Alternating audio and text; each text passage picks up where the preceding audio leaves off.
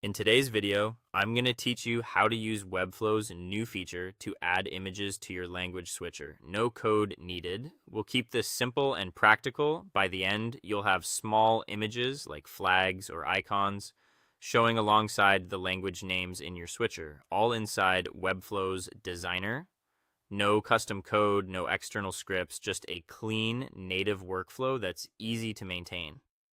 Start by opening your Webflow project in the designer and navigating to the page or component where your language switcher lives.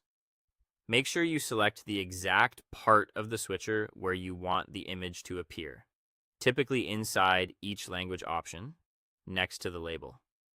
Selecting the right element first helps Webflow place the image in the correct spot automatically. Next, open the Add panel. You'll find it in the left toolbar. If you like shortcuts, press the A key to bring it up instantly. The Add panel is your library of elements, and this is where Webflow's new streamlined behavior makes inserting media into UI components like a language switcher fast and predictable. In the Add panel's search field, type image. This filters the list and takes you straight to the image element, saving you from scrolling through categories. Searching is especially handy in larger projects where you want precision and speed. Click the image element to insert it. Because you pre-selected a spot inside the language switcher, Webflow will place the image right there. You'll see a placeholder on the canvas, usually appearing in line with your text or directly above it, depending on your layout. If the image doesn't land exactly where you expect, don't worry, your selection controls the target. Ensuring the correct container is highlighted first is the key to consistent placement. With the placeholder selected, look to the element settings and click Choose Image. Pick an existing asset from your library or upload a new file. As soon as you confirm, the image appears in your switcher.